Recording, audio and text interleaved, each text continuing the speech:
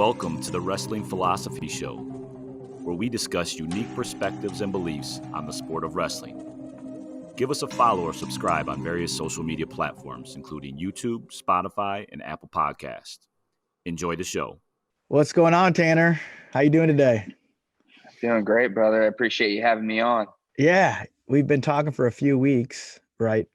Trying to connect and been talking ideas and over the last few weeks. I'm very, very glad we're connecting now. Definitely you have a wealth of knowledge on the sport, and I'm looking forward to dig into this. Absolutely. So should be a good time. Yeah. For our listeners, can you provide a little bit of background on your wrestling and your upbringing in the sport? Sure. Yeah. I mean, I was basically born onto a wrestling mat. My dad was a longtime high school coach in North Carolina, Laney High School down there. So I've known wrestling since I came out of my mom's womb. I wrestled at VMI for a year under John Trudgeon and Chris Strekowitz, and got into coaching in 2011 up here in Northern Virginia, and took over Fairfax High School in 2015 as the head coach. Founded Nova Wrestling Club in 2015, and it's been an avalanche from there. Okay. So what was the inspiration or thought process behind Nova Wrestling? It was defying the status quo in some ways. I had no experience with club building whatsoever. I had no experience, obviously, as a head coach. I just finished year one. I think that wrestling, what I observed, that we don't evolve at a very quick rate. We do things in a very status quo kind of way, kind of across the board. I'm not the highest level technician, but I can see status quo stuff when I see it. And I was like, we can do things a little differently. And in terms of development, in terms of longevity, in terms of seeing kids for what they can be and not necessarily what they are. You have a kid walk in the room and they don't look like much. They don't know anything. They're terrible. They're not an athlete. They haven't hit puberty yet. They can't coordinate. Maybe they're not very tough. Maybe they don't want to be there, right? Some kids don't want to really be there, right? I mean, yeah, there's a lot of variables there. And I think that one of the things that we've done really well over the last 6 years is see what kids can be and not what they are, and really facilitate that developmental track to help them be the best possible wrestler they can be, and keeping them in the sport for the long term. I mean, our sport is in crisis mode right now, in terms of the drop off between middle school and high school. I mean, that's evidenced by Pennsylvania having to drop away classes. They can't fill high school wrestling teams. But if you go to any youth tournament in PA on the weekends, I mean, you got 500 kids in there. It's slammed. But they can't fill high school teams. What's going on there? The reality is we're not translating our youth numbers to high school. And USA Wrestling's obviously noticed that. I mean, they've obviously seen, this is a huge problem for the sustainability of our sport. We've got to do something about it. Mike Clayton's done a great job, I think, of him and the higher ups and powers that be at USA Wrestling with the athlete development model and coaches education. I think the coaches education that USA Wrestling is putting out right now is first class. So all of our coaches run the gauntlet, whether it's the 3D coaching course or anything that's provided by USA Wrestling. Really believe in that. And it's helped our coaches become more competent, become more aware of of each kid's, developmental trajectory, and that it really is a process and that we need to run the marathon and not the sprint. Right. Coach Green and I talked in an earlier episode of, he tells his, wrestlers, they need to be involved in the sport in some way for a lifetime. Right. And, that I think, wrestling is one of those sports you can be involved in different ways. You don't have to, we don't go pick up and wrestle, when we're retired. Right. But you can be involved in different ways. You follow, you mentioned USA Wrestling and Nova. Do you have some stories of, how wrestling was that vehicle for some athletes in your program? Yeah, I think in year 3, we started seeing just some solid development, and we were really, we're intimately involved in our kids' lives across the board. So we know them, we know their families, we're intimately involved in their life. So we're naturally, right?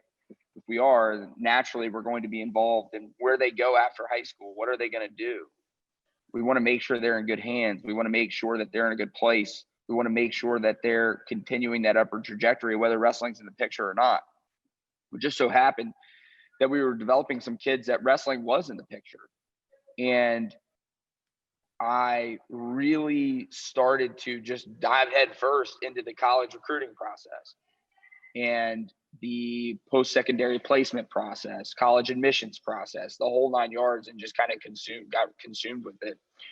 And we started placing kids. We started, obviously, our network with college coaches, whether it's Nate Shear that you talked about at WNL, or, the Division III network is phenomenal. Right. And our network there just blew up. And I think we realized that, wow, if a kid really wants to wrestle in college, whether it's like club or whatever, these levels are freaking tough, man. People say whatever they want about Division III wrestling. Right. It's freaking hard. Mm-hmm. Division III wrestling is legit. And it's a commitment. Yeah, it's legit. And so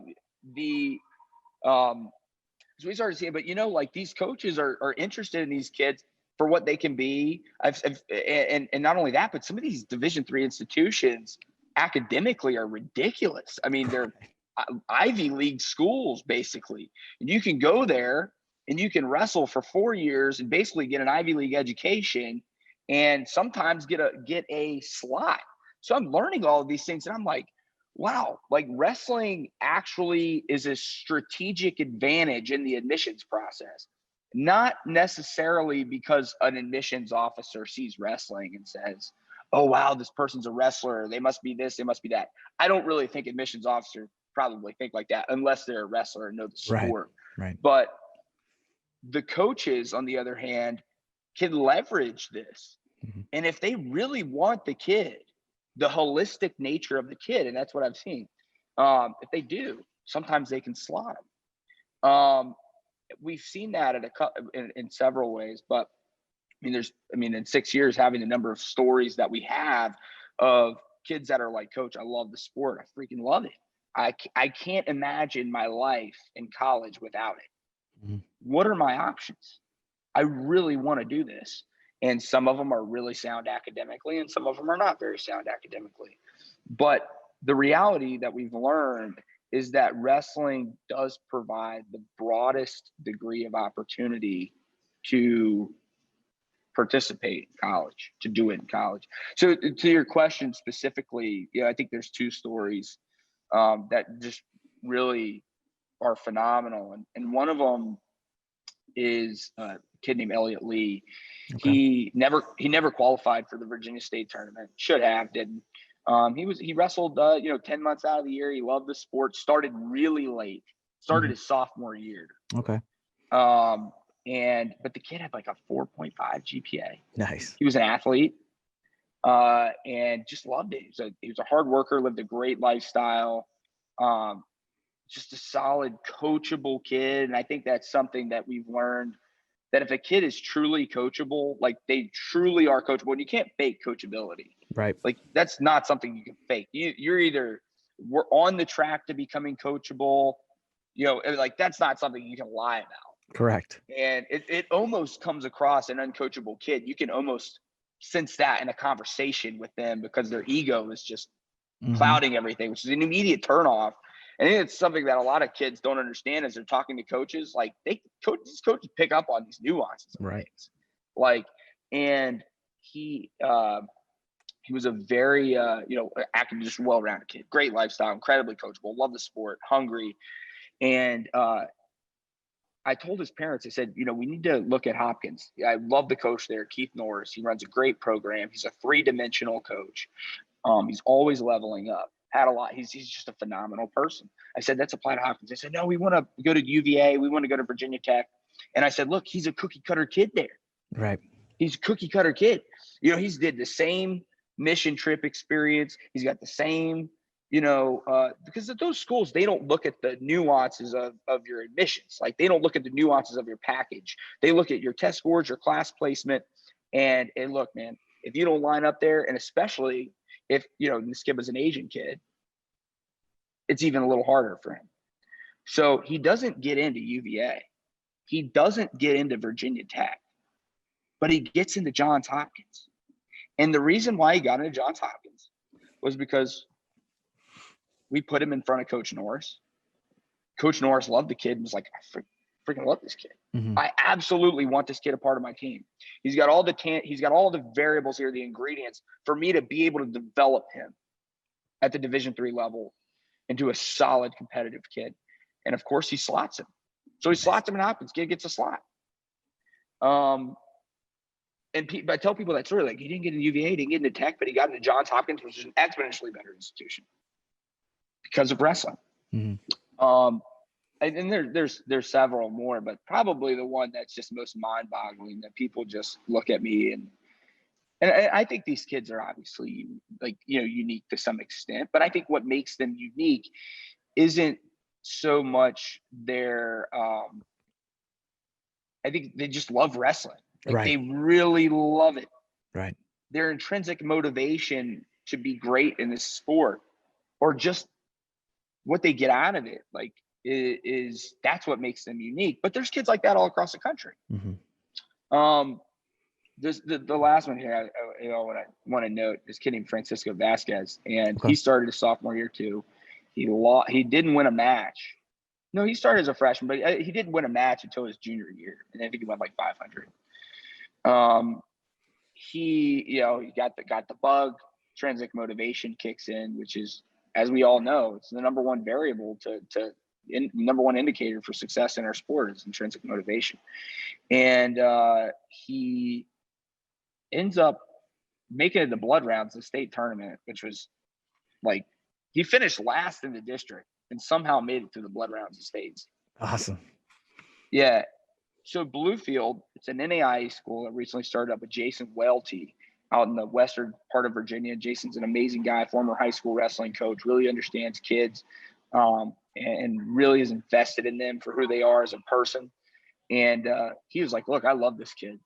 He's not very good right now, but I really love him. Like, I think I can get him good. And I said, he's going to do whatever you tell him to do. This kid almost failed his junior year of high school. Oh, geez. Yeah. I mean, he almost failed his junior year of high school. So Welty says, look, I'm going to give him some money. And I'm like, awesome. I can give him a little bit of money his freshman year. He goes in, and long and short of it is this: he's absolutely blossomed at Bluefield under Jason.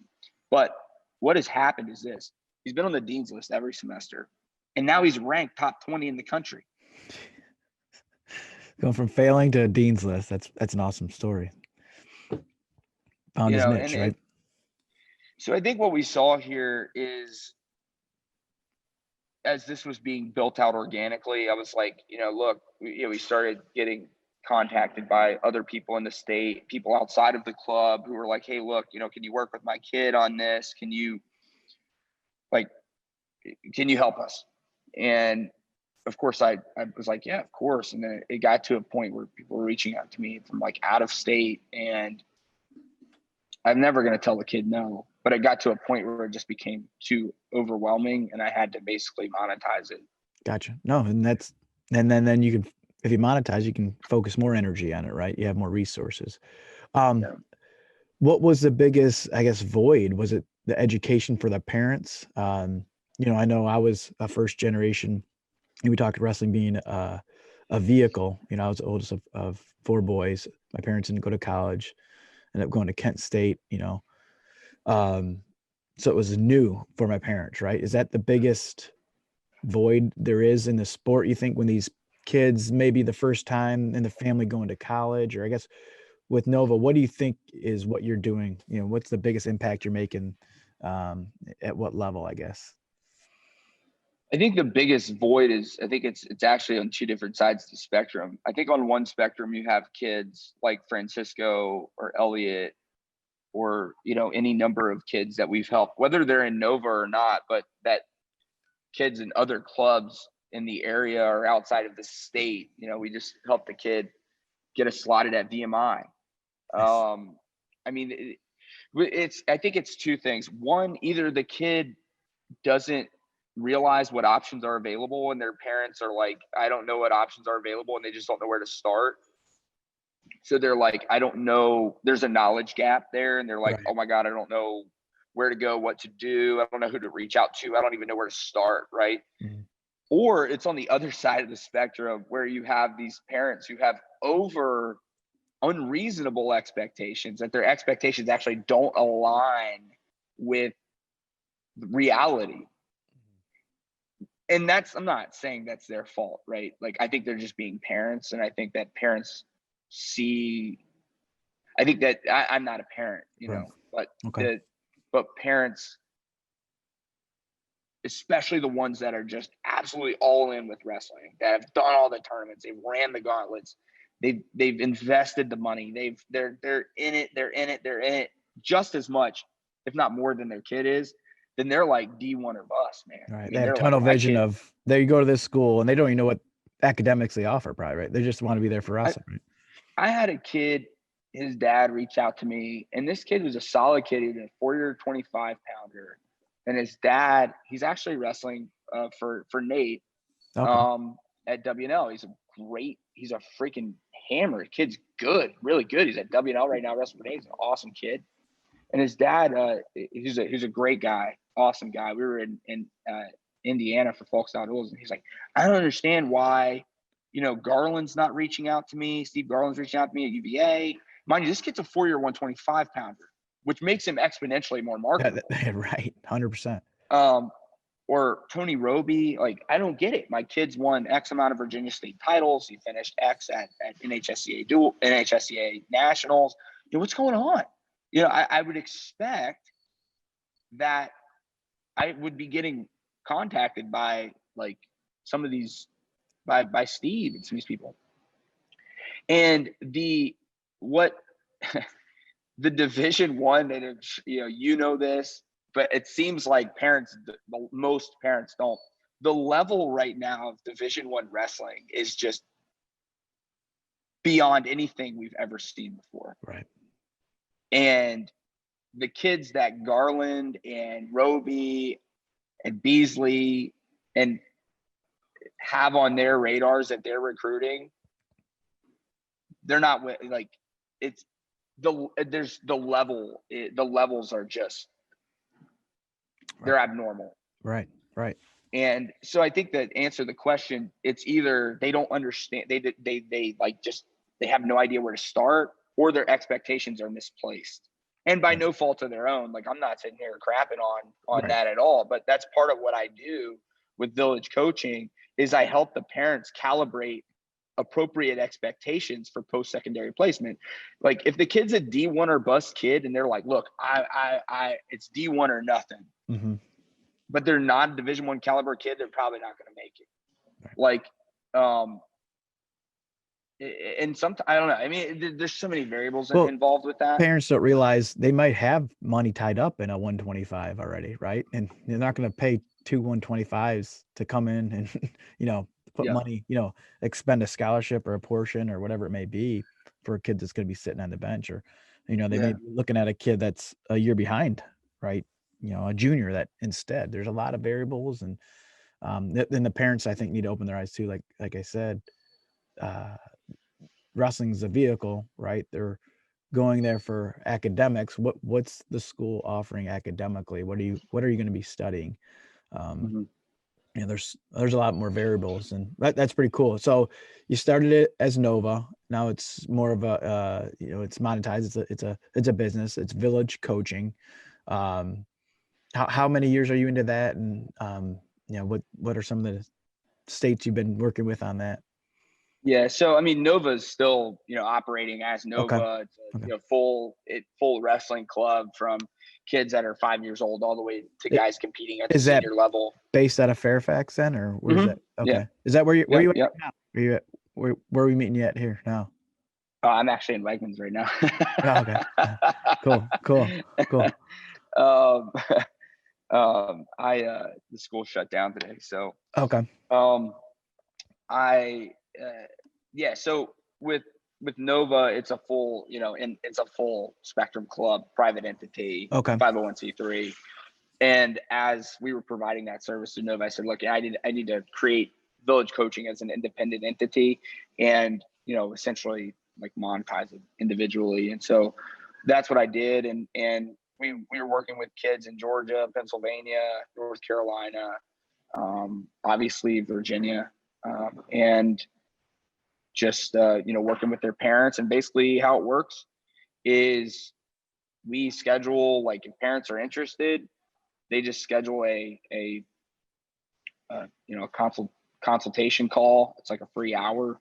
We talk, get to know the kid, and then if they're like, hey, well, there's different packages available, and I do a lot of transcript evaluation. A lot of there's a lot of moving parts with that, especially now with COVID, which is Right. absolutely made things more challenging. And they're already challenging, but it's made them more challenging. Is there one thing you've learned from COVID as a coach? Like looking back, obviously we're how many months in, but is there something you've learned? Like from the college recruiting process, or from Anything, just the college or anything? from your high school, anything that you've kind of like, back in March, you're like, man, I thought it was this, and now you're like looking back, like, oh, it's this. This sounds cliche, but I think that there was a lot of people, including myself and my staff, who initially we kind of looked at this, and our first inclination was, oh my God, we're going to get behind. Mm-hmm. We're going to, especially when the club shut down during the spring. I mean, we were like, oh my God, we're losing a whole spring session. Right. And I think probably as we saw the negative effects start to take place, I think we took a step back and we're like, look, right now our relationships with these kids and our ability to building relationships during this time, and just supporting kids during this time, loving them during this time, listening to understand them, discovering during this time, are far more important right now than technique, refining and that kind of stuff, and I mean, we're back fully now. I mean, things are, but just the importance of that relationship, and that multi-dimensional approach to coaching that I think we do well. Right. I've been talking to coaches here in Ohio, at all levels, really. Yeah, at my high school, out, throughout the state, but it's almost a good year for those kids. Not sure if they want to try it, this would be a great year because there's not a lot of competition. It's shies a lot of, especially older kids. Oh, I'm in eighth grade, or I'm a sophomore. I'm too late to start. These kids have so much experience. Well, just come try it out. You don't know if you like it until you try it, and there's no pressure to compete, right? Because competition is looking different this year, right? I don't know. That's some of the conversations that we've been having up here is, try it out. Get out, be active, be healthy. That's something, back in March, I wouldn't have thought. Here we are in December, but viewing it that way. I talked with Coach Shear and Coach Yetzer on Virginia wrestling, I guess at all levels. Where do you see opportunities for Virginia wrestling? We know it's a long game as far as a sport, and things change slowly, culturally. Where do you see some opportunities in the sport in Virginia wrestling? One of the biggest opportunities we have right now is the fact that we have so many college programs here in the state. That's awesome. Huge. Right. And how many do you have? I don't know. Do you know off the top of your head? I should be able to give you a number on this. It's a hell of a lot. Yeah, that's awesome. That's awesome. It's a lot. And at all levels, mm-hmm. from NAIA all the way up to D1.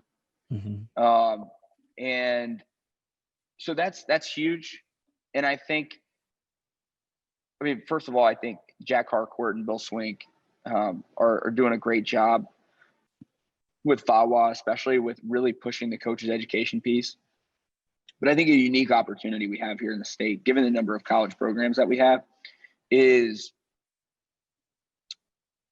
the potential to really, one, build relationships with these college coaches and kind of cycle their athletes and plug them in, provided they stay in the state of Virginia, plug them in, to different parts of the state to help and facilitate higher level development.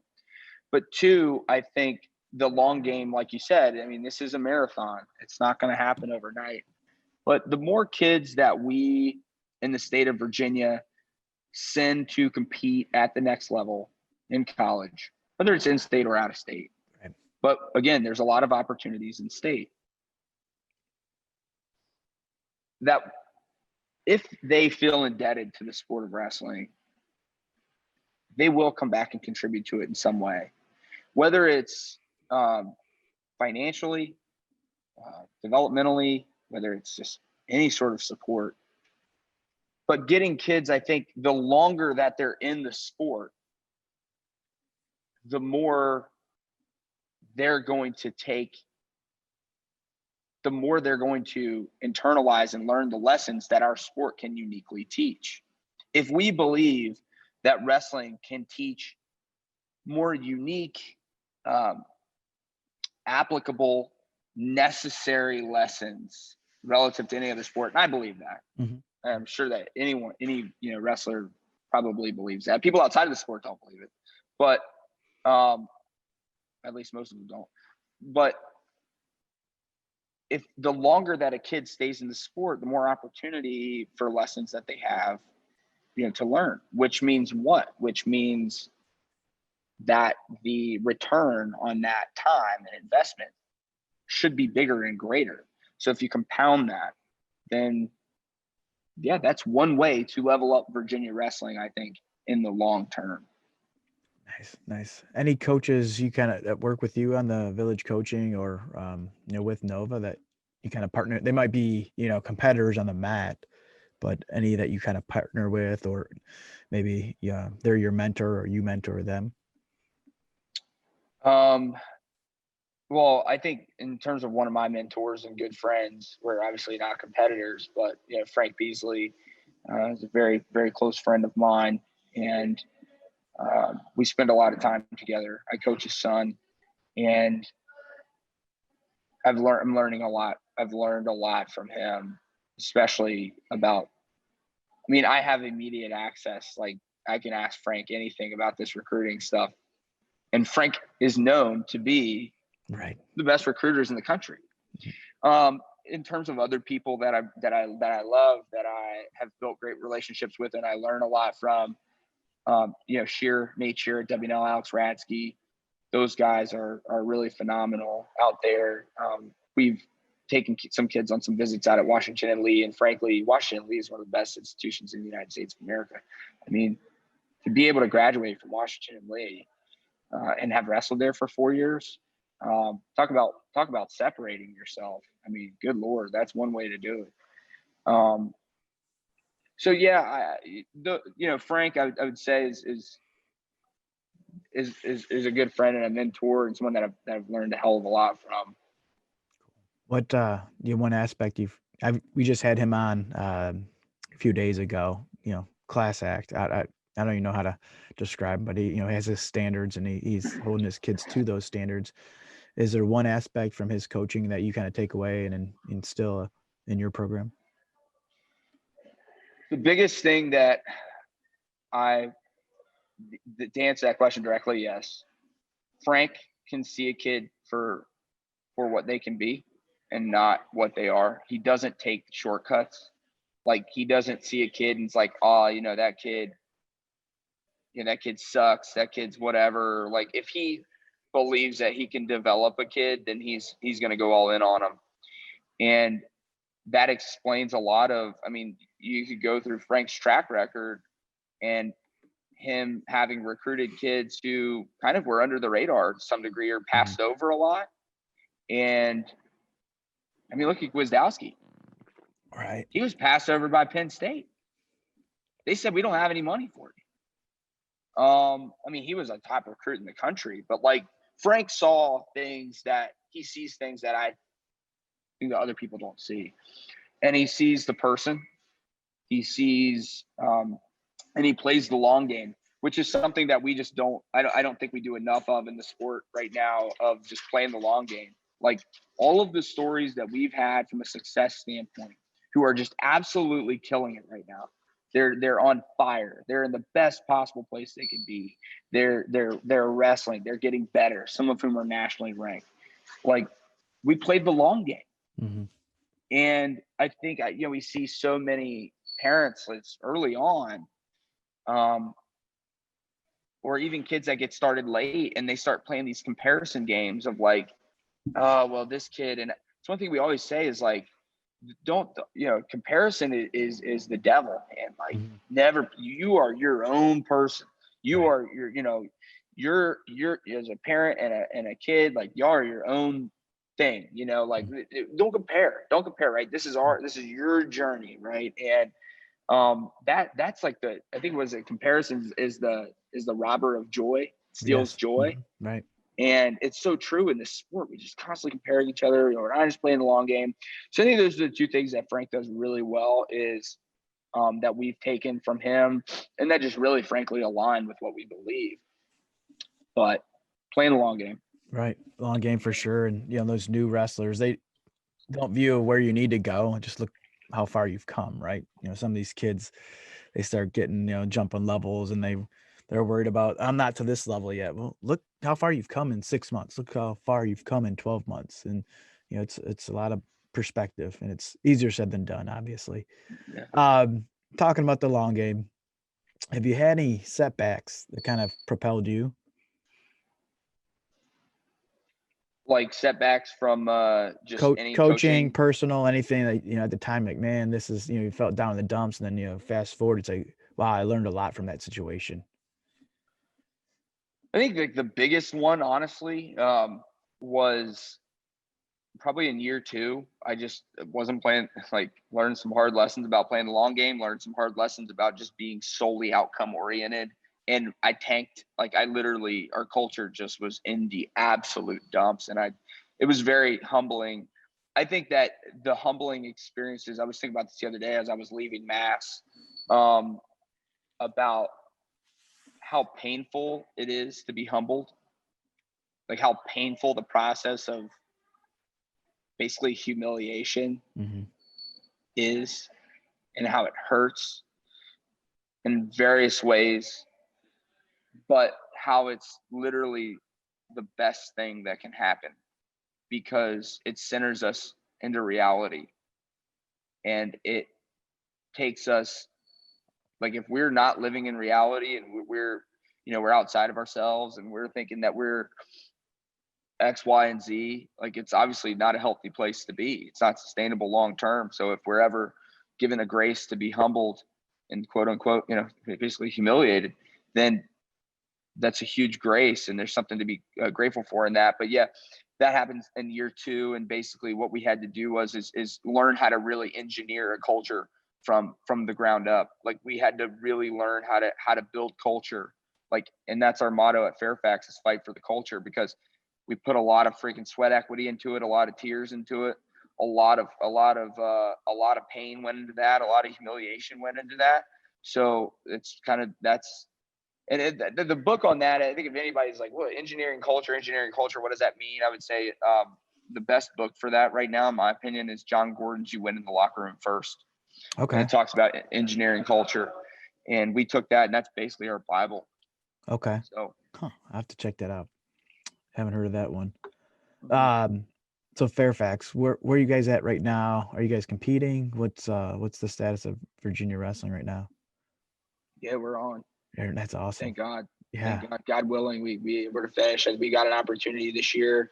It's the first time since 1998 to have 2 state champs. Oh wow. And one at 182 and one at 195. Be a historic year for the program. Just got a new $50,000 wrestling room. Jeez, Pete. Yeah. How'd that we're come about? blessed. A lot of fighting, a Yeah. lot of scraping and scrapping, and a lot of advocating, a lot of work. Okay, cool. So is this a new facility, or just a new part of the school that they put it in, or what's New part of the school. Yeah, Okay. it's beautiful. It's absolutely beautiful. That's how new is that? Brand new. Brand new. I had some guests early episodes. I always said, if you could build a wrestling room, what do you put in it? What's the first thing you're putting in it? So what, building a brand new wrestling room, what did you have to put in it? Personally. I tell you, we're super blessed because I've had the opportunity to build 2 wrestling rooms. Okay. I was able to build one at Nova and one at Fairfax. So at Fairfax one's great. I mean, we got a lounge area with film, we've got a locker room, we've got coaches' offices. It's a phenomenal facility. But what we have at Nova, frankly, is, in my opinion, is ridiculously unique. It's got an athlete enrichment center, so we're able to, work with kids on their, SAT, ACT work, the college admissions process, like before and after practice or things like that, which is a huge. So you have tutors there for them, kind of administrators there for them, or? Yeah, not right now because of COVID, but in a normal year, yeah, there's tutors there. Tutors there 3 days a week. Oh wow, that's huge. Yeah. I know I utilized the heck out of my tutors at Kent State. I mean, it's one of those things. It's like wrestling. You put the time in with your academics, and what a difference a semester made for me. So that's pretty cool. You're doing that. How far is Nova from Fairfax then? The 2 facilities? Right across the street. Oh geez, that's sweet. Yeah, that's awesome. And I look at this, right, and it's like, wow, that's an amazing resource, amazing, money coming in. What the hell's going on? I mean, first of all, like we're in a very unique area. There's a lot of money here. I'm not saying our kids have money, but the community, and there's a lot of money in Northern Virginia. I mean, people come to Northern Virginia to change the world. They come to DC to change the world. They come to DC to compete. They come to DC to make money. And so the way that I saw this was, I said, okay, well, if I can sell wrestling to these people, non-wrestling people, right? I'm not talking about people that are already invested in the sport. And this kind of goes back to what we're talking about with village coaching to a degree. But if we can sell wrestling to these people as a community investment, that, hey, look, if you write me a check for $10,000, I can show you and guarantee that money is going to be a community investment, in the sense that the kids and the infrastructure that you're investing in is going to cycle back, that in 10 years, we will get a return on that they'll be back in our community as a business leader, as a quality employee, as a teacher, as a coach, that they'll be doing something that makes us better because of that, right? And because of wrestling. Right. So I think that wrestling takes this traditional approach of like, oh, we're just a little wrestling club. Will you give us some money? Right. And we're coming from a place of need. And they're like, whatever, man, I'll write you $100 check, whatever. All right. But we're bigger than that. Right. Like wrestling, I'm not talking about Nova, but we have a lot to offer. Think about like what we've seen across the country, whether it's through village coaching and what I'm doing with kids in this service, but we can uniquely, we are a unique vehicle in that sense, because we actually can take a kid, get them into college, and have them cycle back through in a way that other sports cannot. Right. Like, I don't think that there is another sport that can do that. Like we were talking about before, like basketball, football, you got to be genetically gifted. I mean, you got to have a legitimate hand of cards. I mean, you got to get dealt a great hand of genetics. And sometimes in sports like lacrosse or golf or tennis, you got to have the funds to be able to do it. Right. Wrestling is unique in that way. And so what I always say is that in terms of community change and generational change, and look, we're talking about the 21st century here. We're talking about we're talking about what would incline someone to invest in a nonprofit in the 21st century? Generational and community change. If wrestling is a vehicle for community change, and that the more kids that we have go through the sport, come back and cycle through, it's going to make the community better long term, then that's a worthwhile $10,000 investment. So we see that as wrestling being the best vehicle for generational and community change overall. Right. I 100% agree. It's you see it these small schools, you see it the big schools, the change that makes for these kids that don't have other sports. They're not gifted with size or speed. Wrestling, it's just, it takes work ethic, right? And you put some resources behind that athlete, and they start believing in themselves and go a long way. Yep. That's pretty cool. It's a brand new room. Got to build 2 rooms. Not many coaches can say that, right? And have a club across the street from their own high school program. Selling, promoting wrestling. Any thoughts on the new, promotion of the sport, selling the sport? Any thoughts on that? Oof. Um, without going down a rabbit hole, I mean, I think it's cool that these athletes are getting paid. Mm-hmm. My investment, my belief, my firepower and interest is not in regional training centers. Okay. I could give a rat's ass, excuse my language, about regional training centers. Okay. I think that an argument could be made that regional training centers are slowly deteriorating college programs. And how so on that? well, I mean, if I've got $500,000 in an unregulated entity outside of my college wrestling program, but I've only got $50,000 or $100,000 in that program, and I'm not endowed,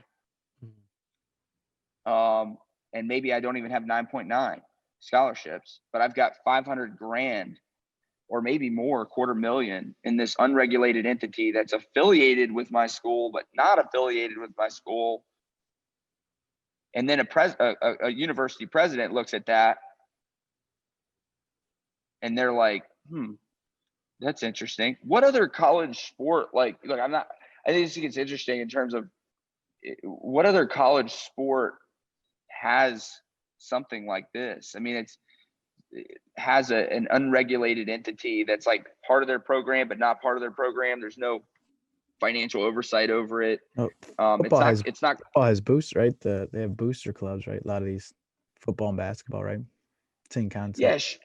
Yeah, sure. I think what I look at it as is how is it, the fundamental question here, I think that to just kind of line it up, because this is a very controversial statement. And a lot of people look at me and they're like, you're nuts. That's stupid. That's a very stupid line of reasoning. Well, here's my question, right? That we can flesh out is how is it contributing to the university athletic department, and what value is the athletic director, the board of visitors, and the university president getting out of it? Is there any value that's reciprocated? If not, and they see it as, well, my wrestling program, is a financial liability, but they have all this money over here, whatever, it's a lot easier to probably cut the program. And I think we've seen that. Look, I mean, we've seen ODU and Fresno State just get cut recently. And of course, Stanford.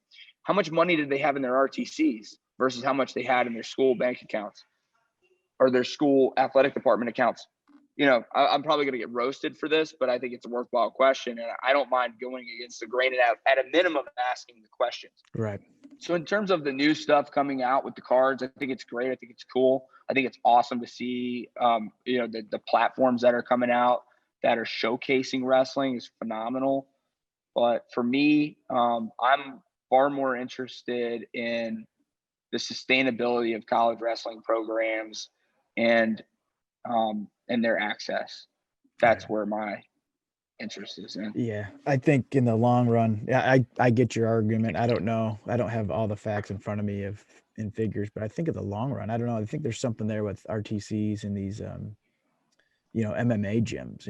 We're already seeing these crossovers, right? But Sterling and RBY, people. It's kind of funny. The early days of UFC, where you take a wrestler, or you take this mix, and then they mash them together and see what happens. Now it's taking people out of their skill set and putting them in other sports. We know they need the same training facilities, right? They're ultimate combat athletes. Gets it away from universities, right? We're not relying on those universities. You have a coach training you, and then you have an outlet for these guys once they're done wrestling. All right, now I'm going to get into grappling, or I'm getting into, MMA or whatever it may be. But I don't know. I think there's something there, to bridge that. We know that financial gap is a big one, correct? Yeah, That, I think it's that point, like you're saying about the the crossover there, and say, mixed martial arts, the money that's in that right now, becoming a next step, and RTC's working with those, that cross train could be really unique, could be really special. I mean, we have the top level coaches. I would think in these combat sports that we can offer these insight to these other athletes. I don't know. I think there's something there. Obviously, like you mentioned, the big programs have those deep bank accounts. So it's, people say it's an unfair advantage, where the other side of the coin is, okay, they're propping up that institution because now they can offer more coaching. And, I get your point, and I don't have an answer. I don't have a take or anything on it right now, but there's definitely, I think flushing this out, right, with COVID, because of these cards and athletes being paid, right? Who would have thought, 4 years ago, Jordan Burroughs would be getting paid, more for a couple cards than he would for an Olympic gold, right? It's pretty wild. I don't know. We'll see, right? I think we're wrestling fans are winning, I think, overall, right? You can turn on the TV and see some of these top level athletes compete, any given night, right? And turn on the TV, turn on the computer, and watch a replay within minutes. So, anything, anyone we need to have on that you think we should have on? I know you mentioned we talked. You said we should have Coach Beasley on. We just recorded with him. Anyone else you think we should have on? Have you guys had Nate on yet? Yeah, Nate was I think show 2 or 3, very early. Oh, show. he's early on. Yeah, he's an early one. I was gonna say. Yeah, I tell you who I think would be a good one too. Yeah, I love Nate. I love his philosophy. I love what he does. I love. I love him as a coach. I would trust any of my kids under Nate all day long. Keith Norris at Johns Hopkins is a very okay. He's phenomenal. Yeah, he's got a very unique setup over there. Does some really cool stuff. Keith Norris is really good. Of course, him and Nate are always battling for basically the same recruits every year, it seems. Okay. Like because of the academic prestige of the schools. But we had Coach Gibson on too, VMI. We had him on. I forget what number that was. We had him on. Yeah, I saw that one. Yeah, he's a good guy also. You guys got like you said, a lot of great coaches down that way. It's pretty cool. I talked with Coach Yetzer to get him on. I mentioned he was up this way in Sandusky last summer. So we've been talking, we keep in touch. So, okay. So Keith Norris, okay. I'll have to reach out to him and see what he has to say. Yeah.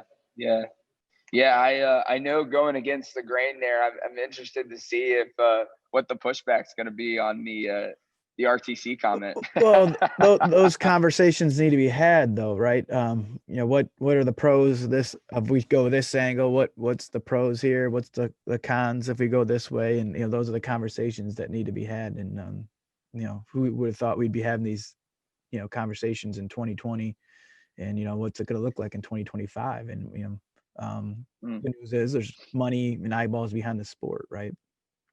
That's another thing too. You throw on these cards, the RBY. Now we're bringing in some MMA eyeballs, right? Gonna hopefully bigger financial, income for that match. Definitely. So, anything else you want to ask, share, or tell? I'm available. Parents, wrestlers, high school, specifically high school parents and wrestlers. Feel free to reach out to me. You can go on the website, village-coaching.com, and just schedule a free hour consultation. And I can answer any questions that you have, during that hour, and we can see whether or not the services that I'm offering are appropriate, a good fit for your family. And if they are, then, we can start the process and, determine how to proceed. But I'm free for, you can basically go on the website, and we can go on the website and just schedule, like there's a calendar on there, you can schedule a call with me, and more than happy to connect with you, whether or not they end up buying the services or not. More than happy to help them however I can.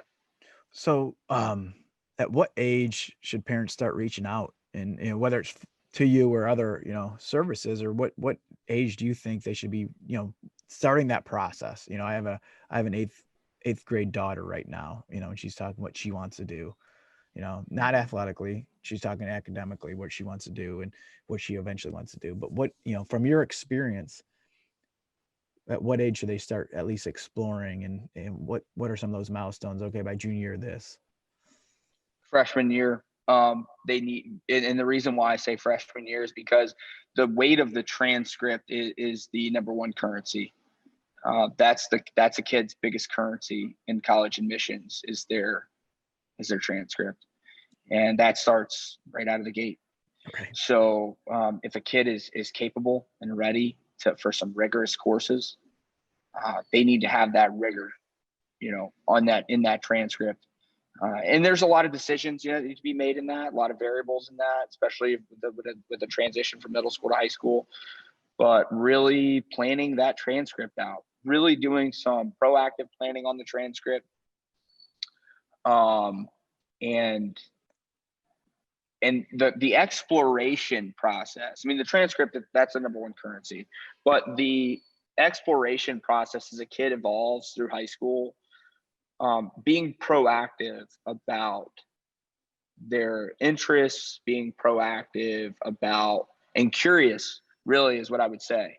Curiosity is king, right? Because a kid, and encouraging the curiosity. If a kid's like, hey, I'm thinking about being an architect, and the parents like, what the heck are you talking about? You want to be an architect? Let them flow. Let them be like water with their curiosity. If they're thinking, oh, I might, want to go to military school or whatever, just let them flow, right. Let them flow.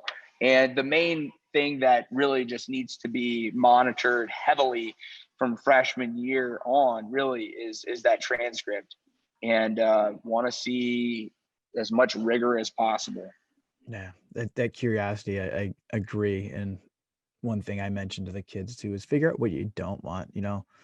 You might think, like you said, architect or whatever it may be, go see what it's about. And you get in there, you might think you want to do this, and you peel back and see behind the scenes. That's not at all what I thought it was going to be. And then, all right, check that off. That's not what I want to do. Right.